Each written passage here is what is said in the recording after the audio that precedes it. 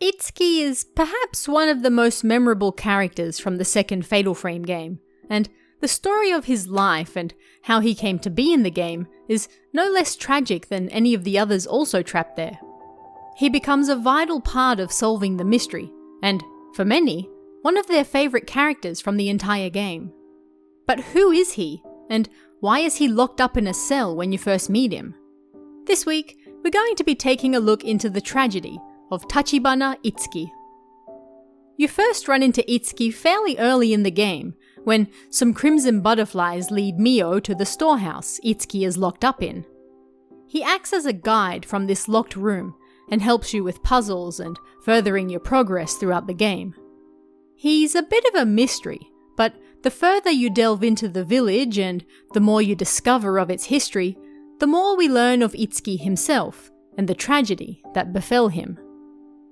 Itsuki was 15 years old when he and his brother Mutsuki were chosen to be the altar twins for the upcoming Crimson Sacrifice ritual.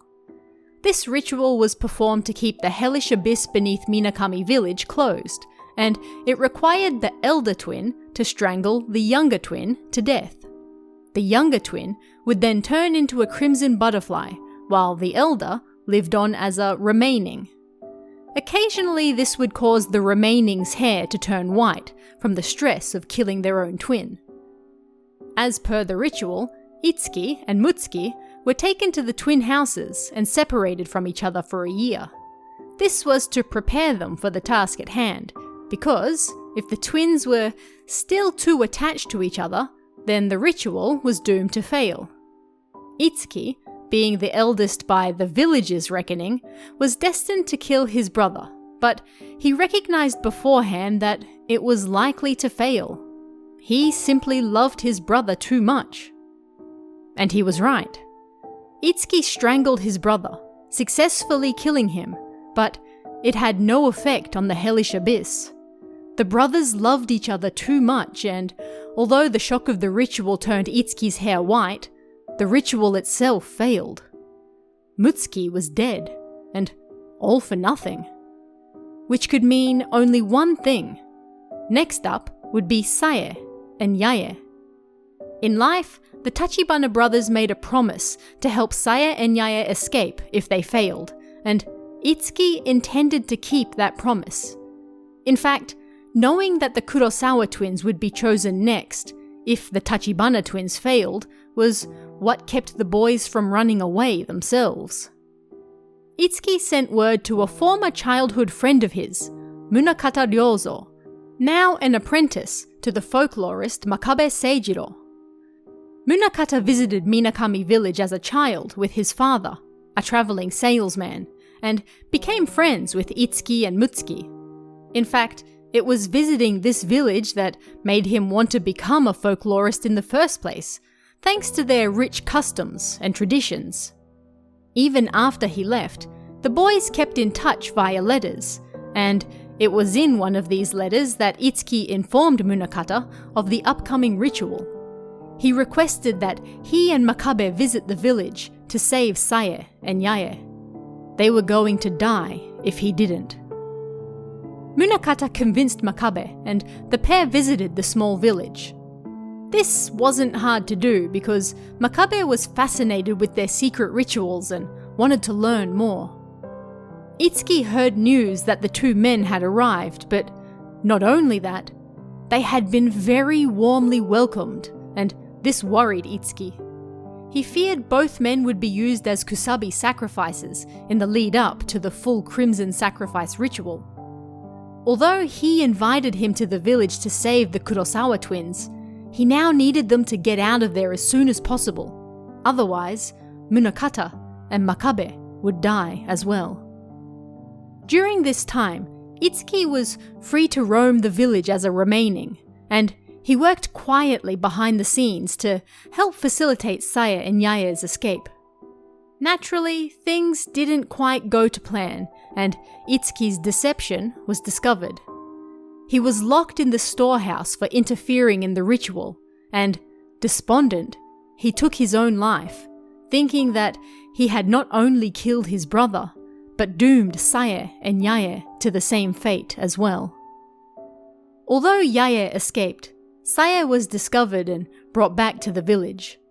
She visited Itsuki one last time before the ritual, but she was too late and discovered his dead body hanging from the rafters. Sae, in turn, blamed herself for his death. If she hadn't run, then Itsuki wouldn't have killed himself. In any event, she was forced to carry out the ritual alone, and naturally, it failed. This unleashed the hellish abyss upon the village, and it consumed Itsuki's soul, along with everyone else's there, trapping them forever in the village's confines. When Mio found Itsuki's spirit trapped in the storehouse, the same place he took his own life, he mistook her for Yae and continually referred to her as such. He helps her because he thinks her to be one of the Kurosawa twins and he can possibly still save her. Depending on the ending you get, Itsuki's fate can change slightly. Most endings don't feature him at all, but the promise ending from the Xbox version of the game sees him reunited with both his brother and their younger sister as they watch the Crimson Butterflies fly away.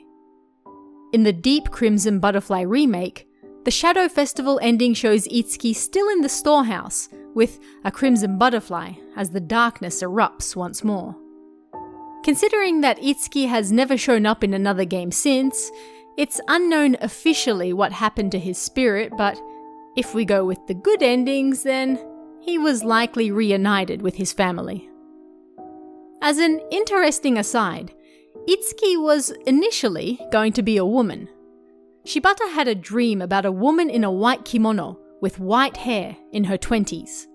This sad, softly spoken woman seemed to have given up on life and said to him, "Don't become like me."